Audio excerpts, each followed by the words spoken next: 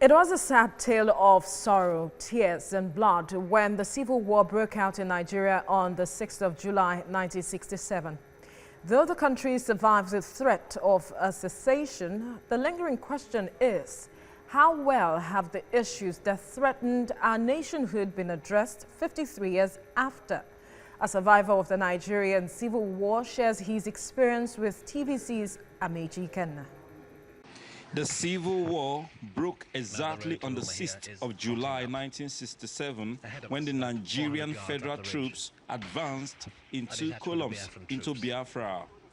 The battle raged on for 2.5 years with many lives lost. Asaba, now the capital of Delta State, was a key area of interest, being the border town between the southeast and the Midwest, only separated by the Niger Bridge. After the city fell to the Nigerian troops, an incident happened which remained etched in the memories of the people, the Asaba massacre. This monument was built in 2014 to remember the victims of the Asaba massacre during the Nigerian Civil War. And for the people of Asaba, it is one event that they will never forget in a hurry. It was terrible. Almost the whole people here lost, if not seven persons. Because some people was inside the house, they come and killed them. The worst, they brought out everybody there. That Obos, where they have that monument. Mount a machine gun. You know what is a machine gun? Like in a line, about 40 persons. Another line, 40 persons. They start killing them one by one. They kill everybody here. Some run away, some hide in the ceiling. They killed them inside the ceiling. At the home of an octogenarian who tells me what it was like during the war in Asaba, he painfully remembers the Asaba massacre. Godfrey Conway, an 84-year-old man, shares his experience. The war, in my own opinion, is unfortunate. Unfortunate in the sense that Nigerians were killing Nigerians and paved the way for the demand for Biafra. Everybody in this world has a right of association with people. If I don't like you, I can say, no, I won't come to your house anymore. That shouldn't be a reason for the happenings of that led to the Biafran War.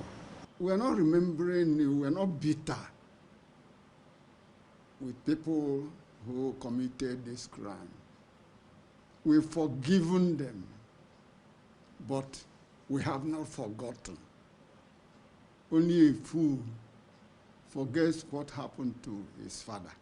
53 years after the war, what are the lessons for a country with a checkered history?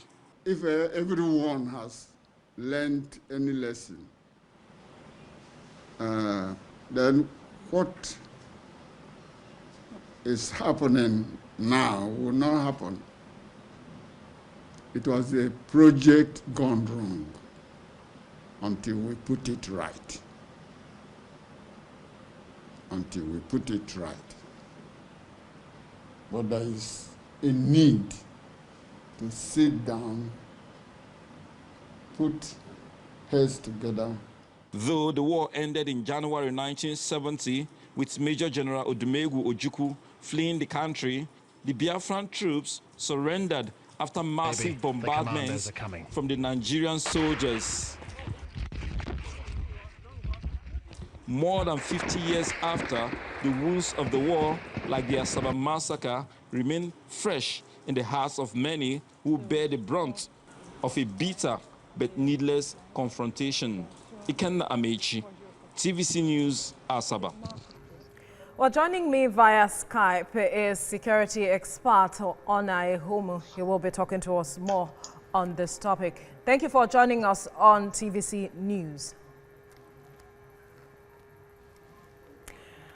All right, as unfortunate as the war was at the time, would you say that the issues that led to it has been addressed? Have we made enough effort to addressing these issues?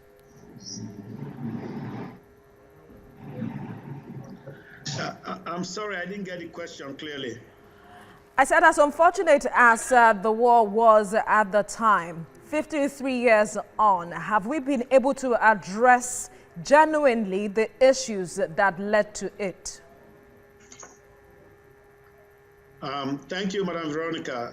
I think in the immediate post-war period, that's from perhaps 1970 to let's say 19 to the start of the First Republic, that's the Shagari administration, there was focus on addressing the issues of the Civil War, the tribalism, the intolerance, the political frictions that led to that war. I think there was a concerted effort to address those issues because the military was in the saddle at the time, and they were very sensitive to the lessons of the Civil War and what it entailed for us. But once we got civilian rule, we tended to begin to quickly forget the things that led to the Civil War. And we saw that the political class defined using divide and rule, which is a classic political tactic, and to divide our people, cling to tribes, cling to statism, and kind of try to drive wedges between communities such that they could gain power. So I think that has been the trend that up to now, to this term, to the present day, there's been, in fact, an abdication of responsibility of proper governance, particularly in terms of security issues, security of the lives of common Nigerians. Nigerians don't need a lot of stuff. They are not very ambitious. But if you can just let them earn their livelihoods and keep them secure from the criminal and terrorist element. All right, from your perspective now, what will be the present government being sensitive to the issues that led to that war? Well, a lot of those issues are still very present with us. When the major struck, they talked about corruption. Corruption is still very here. They talked about tribalism. Tribalism is still very much here. We had issues that came on along the way, like from 2002 to 2009 with Boko Haram coming in and talking about debauchery and talking about all kinds of things that are happening that are still with us. So what I'm saying is those issues, we really need this government to kind of look in the mirror and see who is the man in the mirror. How can we solve these problems of Nigeria that people are talking about and they seem insoluble? Because that is the way to prevent another conflict of this nature. And like they say, no nation fights a civil war twice and survives. So we really don't want that to be the lot of Nigeria. But the way we are trending right now with all the attacks, look at the banditry that's going on in the Northwest. That's almost a civil war going on in that region. Look at the Boko Haramism in the Northeast and shooting up a UN humanitarian helicopter. That is, I mean, that is more than just a normal conflict. So we need to look at those things and then look at the driving forces. And we need to get a political class. We need our political class to check themselves and let tolerance. Invariably, what you are saying, if I may interrupt your line of thoughts at this point, is that perhaps we should begin, because there are several issues, so perhaps we should begin from looking at tackling the issues of security. And the president came out to say that this is still top priority in his agenda for the country. Now, how would you want him to address the issues of security at this point? Thank you very much, Ms. Veronica. I think security is everyone's business, like is commonly said. And I think everyone should get involved in securing this nation. I have long said that we don't have enough forces to secure it from the standpoint of the authorities, that is the soldiers, the police. We don't have enough personnel to man this country. We are seriously undermanned. Look at a country like Egypt. Egypt has only a fraction of our population, but Egypt has a 1 million-man army standing right now, and we are just at 100,000.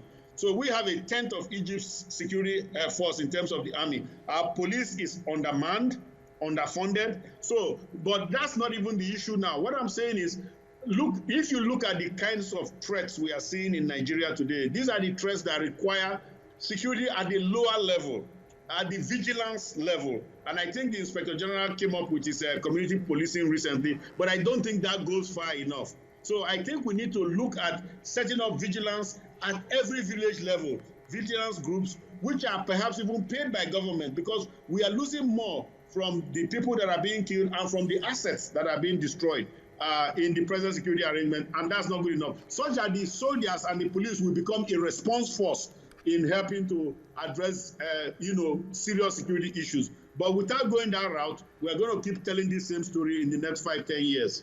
All right, security expert Ona Ehomo, thank you for speaking with us.